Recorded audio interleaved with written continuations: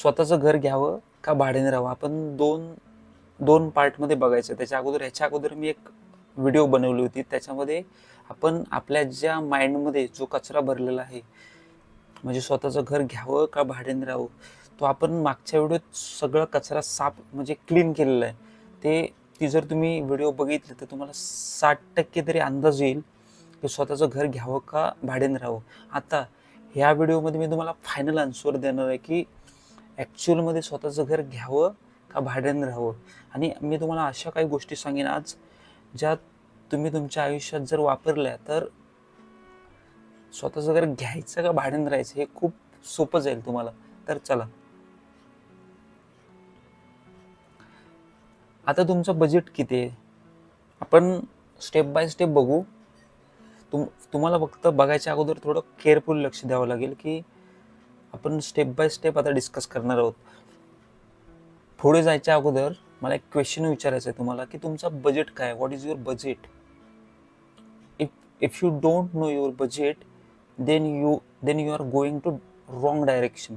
जर तुम्हाला तुमचा बजेट माहीत नसेल आणि तुम्ही जर घर घ्यायला गेला तर अशी वेळ येईल तुम्ही घराचे EMI फेडायसाठी तुम्हाला लोन घ्यावं लागेल, इतकी वाईट परिस्थिती येईल.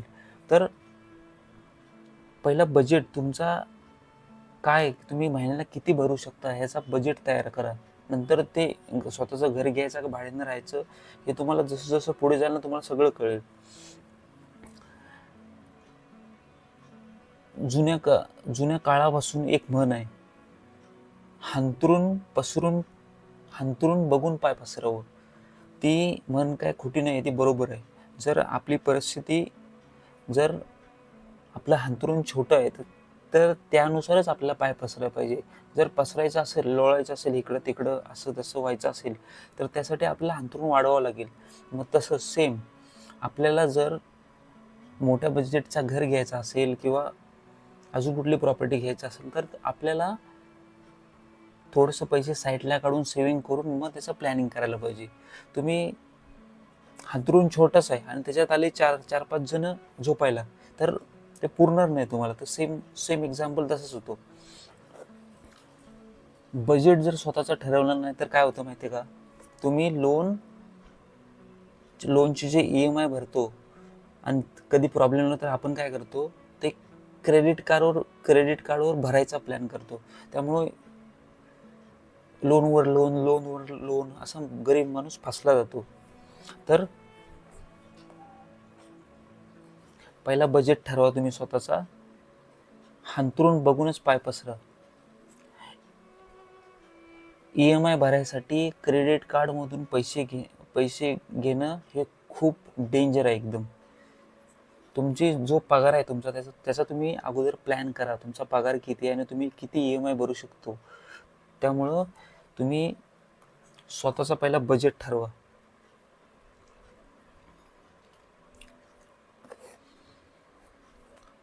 स्वतःचं घर घ्यायचं आहे का रेंटने राहायचं, आता याच्यामध्ये तुमची फ्लेक्झिबिलिटी कशी आहे. तुमचं जर एखादा गव्हर्नमेंट काम असेल किंवा दुसरं प्रायव्हेट काम असेल, फिरत्या पाठीवर काम असेल, म्हणजे आयुष्यभर तुम्हाला ह्या सिटीमधून त्या सिटीमध्ये जायचं असेल तर तुम्हाला फ्लेक्झिबिलिटी म्हणजे तुम्ही रेंटवर राहिलात तरी चालेल, काय हरकत नाही. आणि तुम्हाला जर वाटत असेल की भविष्यात माझं एक घर असावं तर एक छोटा कुठेतरी घर घेऊन ठेवा. आणि तुम्हाला जर वाटत असेल की नाही मला आता एका सिटीमध्ये सेटल व्हायचं आहे तर त्या सिटीमध्ये जवळ कुठेतरी तुम्ही घर घेऊ शकता. तर जर तुमची जॉबची काही गॅरंटी नसेल, इकडं आहे तिकडं आहे, ह्या सिटीत त्या सिटीत, तर तुम्ही फक्त रेंटवर राहिलं तरी चालतं. पण तुमचं जर एका जागेवर आहे तर भविष्यात एक छोटासा घर घेतलं तरी चालतं. स्वतःचं घर आता घ्यावं का नाही, स्वतःचं घर घ्यावं का नाही हे आता आपण पुढे बघूया. आता ज्याची त्याची परिस्थिती आहे, ज्याच्या त्याच्या परिस्थितीनुसार जो तो ठरवत असतो. त्यामुळं स्वतःचं घर घेणे ह्या ज्याच्या त्याच्या परिस्थितीवर आहे. जर तुमची परिस्थिती नसेल तर तुम्ही भाड्याने सुद्धा राहू शकता. जर समजा आता तुम्हाला नाही घर घ्यायला पैसे नाही आहेत तर तुम्ही भाड्याने सुद्धा राहू शकतो. 10, 15, 20 वर्ष काय भाड्याने राहिलेलं काही फरक पडत नाही. आणि तुम्ही भाड्याने राहिलात पण कोण तुम्हाला नाव पण ठेवणार नाही. फक्त तुम्ही स्वतःला असं समजा की भाड्याने राहून मी अजून काहीतरी चांगलं करू शकतो, असं याचा शोध लावा.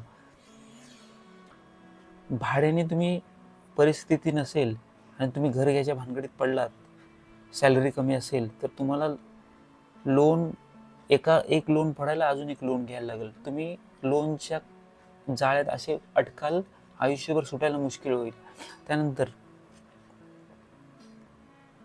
जोपर्यंत तुम्हाला कॉन्फिडन्स येत नाही ना की मी आता घर घेऊन राहू शकतो, तोपर्यंत रेंटवरच राहा.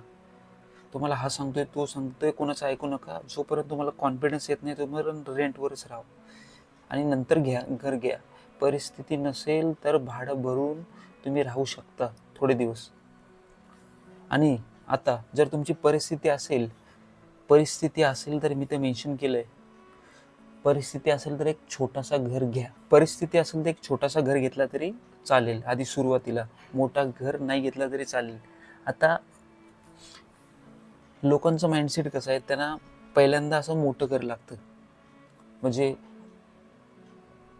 मला ना पहिल्यांदा एक मोठा घर पाहिजे, तर स्टार्टला एक छोटा घर घेतला तरी चालतो आणि नंतर काही कालावधीनंतर तुम्ही एक मोठा, म्हणजे तुमची जर परिस्थिती आली तर तुम्ही मोठा घर सुद्धा घेऊ शकता.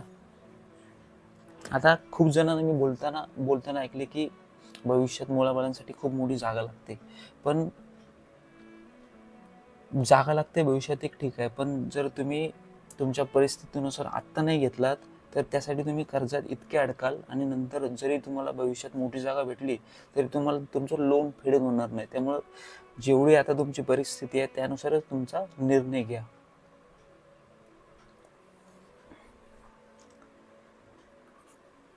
माणसं, आपण किती जरी म्हटलं ना की मला रेंटवर राहायचं आहे, खूप दिवस रेंटवर नाही, तरी म्हातारपणात ही छोटा का होईना पण छोट्याशा एखाद्या घराची गरज लागतेच. त्यामुळं परिस्थिती नसेल, एक छोटासा घर घेऊन ठेवला तरी चालेल. का? कारण आता जरी तुम्हाला लागणार नाही, पण आता तुम्ही जर रेंटवर राहताय ठीक आहे, पण एखादा छोटासा घर घेतलात कुठे, इथे असेल किंवा तुमच्या गावाकडे असेल, तिथे जरी तुम्ही घेऊन ठेवलात तर जेव्हा म्हातारपणाची वेळ येईल, म्हणजेच आता काय म्हणतात, माझा मुलगा आहे ना, माझी मुलगी आहे, मला बघतील. मुलाबाळांवर आयुष्यात कधीच विश्वास ठेवू नये. कोण कधी फसवेल सांगता येत नाही. त्यामुळं, आणि काही जणांचं असं पण असतं, माझा मुलगा ना लय भारी आहे, माझा त्याच्यावर खूप विश्वास आहे. विश्वास ठेवा ठीक आहे, पण स्वतःची तयारी सुद्धा भविष्यासाठी करून ठेवा म्हातारपणावेळी. म्हणजे मुलाबाळांचं काही डोकं फिरलं आणि त्यांनी तुम्हाला जर घराच्या बाहेर काढली, you have to be ready at any cost. म्हणजे तिथं छोट्याशा घरात तुम्हाला राहून तुमचा उदरनिर्वाह म्हातारपणात पण करता येईल. त्यामुळं छोटंसं घर असावं असं माझं मत आहे. आता भाड्याने राहायचं का स्वतःचं घर घ्यायचं, हे प्रत्येकाच्या परिस्थितीवर, अनुभवावर, ज्याने आयुष्यात जसे अनुभव घेतले त्यावर अवलंबून आहे. पण माझा सल्ला आहे तुम्हाला की मोठा घर घेऊन कर्जाच्या जाळ्यात अडकण्यापेक्षा हळूहळू घ्या. तुम्हाला जर वाटलं दुसरा पण घ्यायचा तर घेऊ शकता, पण सुरुवातीला एक छोटासा घर तुम्ही घेऊ शकता. हे बघा, घर घ्यायचं की रेंट घ्यायचं हे आता प्रत्येकाच्या विचारांवर अवलंबून आहे. रेंटवर राहण्याचे विचार तुम्ही रेंटवर राहणाऱ्याचे विचार, ज्याचं स्वतःचं घर आहे तो त्याचा विचार बदलू नाही शकत, आणि स्वतःचं ज्याचं घर आहे तो रेंटवर राहणाऱ्याचा विचार बदलू नाही शकत. ज्याचे त्याचे ओपिनियन असतात, काही अनुभव असतात. त्यामुळं प्रत्येकाच्या विचारांवर आहे. तरी पण मी आता फायनल सांगतो, घर घ्यायचं की रेंट घ्यायचं, आता ह्या गोष्टीवरून तुम्हाला कळेलच. एक, तुमची जर जॉबची फ्लेक्झिबिलिटी असेल, तुम्हाला एकाच सिटीमध्ये आयुष्यभर तिथं जॉब करायचं असेल तर तुम्ही स्वतःचं घर घेऊ शकता छोटंसं. जर नसेल तर तुम्ही रेंटवर राहू शकता. तुमची जर अदलाबदल असेल कामची तर तुम्ही रेंट घेऊ शकता. दुसरं, भविष्यात जर घर घ्यायचं असेल तर ह्याचं त्याचं बघून तुलना करण्यापेक्षा एक छोटंसं घर घेऊन ठेवा, ते कधी पण उपयोगाला येईल. घर घ्यायच्या अगोदर स्वतःची सॅलरी किती आहे, आपल्या खिशात पैसे किती आहेत, त्यानुसार निर्णय घ्या. कोण बोललं म्हणून 1 BHK घ्यायचं आहे, 2 BHK घ्यायचं आहे, 3 BHK घ्यायचं आहे, ह्याच्या भानगडीत पडू नका. आपली परिस्थितीनुसार आपण काय घेऊ शकतो याच्यावर लक्ष द्या. तुलना अजिबात करायची नाही. जे तुमची परिस्थिती आहे त्यानुसारच घर घ्या. तर क्विकमध्ये आता मी सगळं घर घ्यायचं की नाही घ्यायचं तुम्हाला डिटेलमध्ये सांगितलं आहे. काही क्युरीज असतील कॉमेंटमध्ये मेन्शन करा. व्हिडिओ जर तुम्हाला कळले नसतील तर एकदा परत तुम्ही डिटेलमध्ये बघितलीत की तुम्हाला सगळा अंदाज येईल. घर घ्यायचा की नाही घ्यायचा हे 2 पार्टमध्ये मी बनवले. याच्या अगोदर मी जो मानसिकतेचा कचरा आजकालच्या पिढीमध्ये आहे तो आपण मोकळा केलेला आहे आणि ह्या दुसऱ्या व्हिडिओत घर ॲक्च्युअलमध्ये घ्यायचं का नाही मी सगळं सांगितलं आहे. तर काही क्युरीज असतील कॉमेंटमध्ये मेन्शन करा. लवकरच भेटू आपण नव्या व्हिडिओत. थँक्यू.